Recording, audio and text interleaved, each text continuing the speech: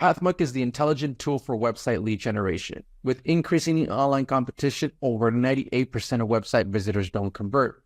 The ability to successfully show your value proposition and support visitors in their buying journey separates you and the competition online. Pathmark qualifies and converts leads on your website by figuring out where they are in the buying journey and influencing them in key decision moments with relevant micro experiences like case studies, intro videos, and much more. Stay relevant to your visitors and increase conversions by 50%. Add Pathmark to your website in seconds. Let the AI do all the work and get access to 50% more qualified leads while you keep doing marketing and sales as usual. Check us on pathmark.com. Welcome to today's episode. Let's talk about today's guest. We have Steven van der Heijden from OfferZen, VP of Growth with them. How are you doing today, Steven? Hey, how's it going? Great. It's going great. Thank you so much for asking. And well, Steven, I'm sure our listeners are tuning in, wondering what OfferZen is all about. So let's kick it off with that. In your own words, can you tell us a little bit more? Yeah, no problem.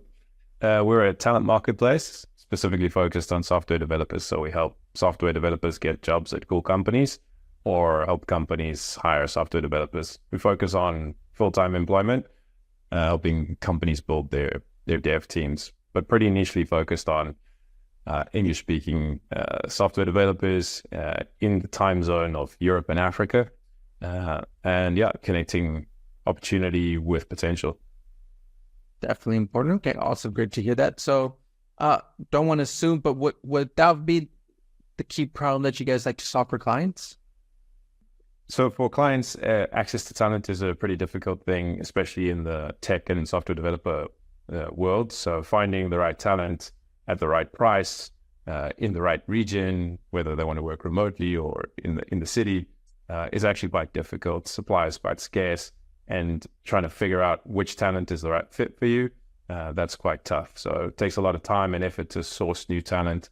You can't necessarily compete with the Microsofts of the world for price. So helping companies get access to talent that's actively looking and ready to start a job at their business.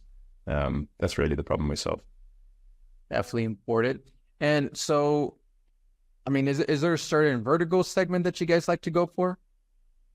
Yeah, so because we focus on professional software developers, placing them at companies, we're not really into freelance and short-term contracting. We're definitely helping tech product businesses as the one vertical. The second one will be services businesses that are offering development as a service. They obviously need developers kind of on demand. You know, they land a big contract, they need 20 developers, 30 developers. So in marketplace where developers are actively looking is very useful. So they can't just go start reaching out to people on LinkedIn and they're like, sorry, getting ignored here and there. So that's very useful. And then the third kind of industry we're seeing is a lot of traditional businesses are not starting to finally really take digital seriously and becoming digital businesses in their own right and starting to build up dev teams. And we're seeing a lot of growth coming from that last sector. Definitely. Okay, awesome. And so that way our listeners who are tuned in, how could they usually find out about OfferZen? Is there a top client acquisition channel for you guys? Yeah, it's an interesting one as a marketplace. Our top performance, but probably the one that's the most difficult to measure is the cross-platform network effect.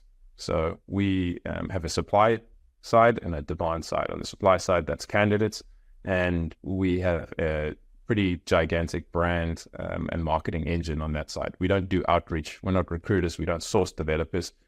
We have a big brand that we build. So we've put out 100,000 t-shirts into the market. We've made full-length documentaries with the founders of the kind of languages on YouTube with about 1 million views going now organically. So we do a lot of real work on the demand side to build brand. And ultimately, when a company needs developers, the first person they ask where to get good developers is they ask their developers.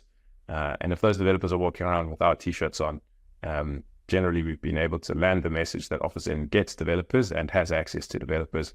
And that's a pretty strong value proposition to those companies. So it's pretty difficult one to track. It's pretty difficult one to kind of even incentivize. But so far, it's kind of it sits at the core of what we do. We have the obvious kind of SEO strategies, inbound strategies, performance marketing. We have an outbound motion. We have a whole bunch of that stuff. So it's kind of a basket, but I think at its very core, as a marketer, that's the one I truly believe in. Definitely important. Okay, awesome. Thank you so much for sharing that with us. And so that way our listeners who are tuned in to go ahead and visit you, they could always check you guys out at OfferZen.com. What role does a website then play for client acquisition?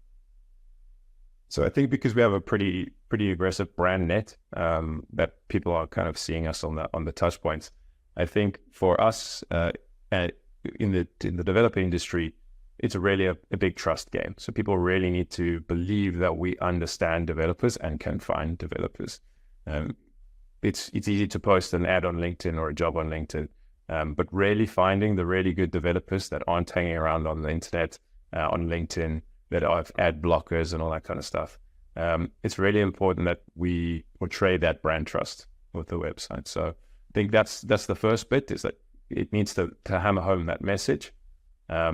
And the second bit is that it needs to kind of prove those points that we have that many developers. So we need to get the customer or the viewer quite fast to that point where they can actually start to see the goods. Definitely. Okay, great to hear that. So then, is there any tools or tips or methods that you would recommend to our listeners as far as some website lead generation? I think the thing for us as a company that we've learned, and the previous companies that I've worked at, is kind of having clear windows on your storefront. So that what I mean by that is people can see the product, or they can use the product. So bringing that product right up front as early as possible to the customer to start playing with it, clicking on it, doing things. I think the time and energy that people have, and the tolerance and patience that they have for reading about your thing or watching videos and not just getting their hands dirty and starting to play with it, see the product, and in our case, actually browse software developers. I think accelerating the time and clicks and energy and effort from the user side to value, I think that's probably the best place you can invest to increase conversion. Awesome. Some great knowledge there for our listeners. And well, Steven, let's switch gears a little bit and let's talk about you as a leader, you being the VP of growth there for OfferZen. What are some key tasks you like to focus on your day-to-day work? Key tasks, I think, is diagnosing and reconfirming bottlenecks. I think that's one of the most important things. A lot of analysis happening, looking around the data and looking for signal, looking for anything that's a new bottleneck, or anything that shows itself as an opportunity to squash a current bottleneck. So if it's a lead gen thing, we're trying to look for any of the channels that are starting to really pick up, or any of the channels that are dropping off. So there's quite a lot of work around that. And then I think the second task is making sure that everybody's aligned. So once we're clear on where we're focusing as a group, because it's a pretty cross-functional role that I have across product and marketing and all that kind of stuff, making sure that everybody's focused on the same thing and doing the work that's really focused on the metrics that are going to make a change and are actually levers to revenue at the end of the day. That's probably the second most frequent task I spend my time doing. Oh, awesome. Great to hear that. So then in your between times, when you do have some time available, how do you like to stay up to date with all the news in the marketing world as far as trends, strategies? Is there a preferred channel that I like to go with? I think I spend quite a bit of time with the people that I follow on LinkedIn. As much as I hate to admit it, can be a useful place sometimes. There are some great people to follow. A lot of it is product-led growth stuff. I think Lenny's done an amazing job with his podcast. He's had kind of Jason Lemkin and a lot of the sales motion guys on that podcast, all the way through to, founders of lean methodology, etc. So I think Lenny's podcast is pretty amazing. At a macro level, from a strategic perspective, the All In Pod I'm really enjoying those. I mean, it's a bunch of very entitled dudes talking freely, but I find it very useful to get a very macro level idea of what's happening. So I spend a lot of my time on the macro side of things, on consuming content. And then I found that Reforge is a really amazing resource and community, and the courses that they've done. They've got a bunch of growth courses. and some really cool guys that put it together. So I think so far that's been one of the most useful for me. Okay, interesting. Thank you so much for sharing that for our listeners there. And well, let's switch to our next section then here, which is our rapid fire question round. Stephen, are you ready for them? Sure. Awesome. First off then, Stephen, what is the last book that you read? The last book I read was The Sales Acceleration Formula, which is about getting marketing and sales to work together to generate leads from Works to HubSpot. It's a great book, pretty simple, but pretty effective and impactful. I think that's the struggle for everybody, right? Getting those two departments to work together and actually agree to something. That's definitely a good book there. Next up then is, if there be no boundaries in technology, what would be that one thing that you want to have fixed for your role as a marketer today? A direct connection from my brain to content that just can create content directly without me having to verbalize it or write it down, try and create, I have these ideas. I'm like, oh, this would be great content. And that's as far as it gets most of the time. So if I could just freeze time or just go put that on the internet and share it, I think I'd have a lot more conversations and create a lot more value in the world. But it takes a lot of hard work to create content, as you know. Yes, it is. Hopefully Elon Musk is trying to, Neuralink everything. We'll see in the future if we adapt to that, or right? You never know. We technology advances really fast, so we'll see what happens in 20, 30 years from now, right? 100%. Is there one repetitive task that you could automate, Stephen? What would that be?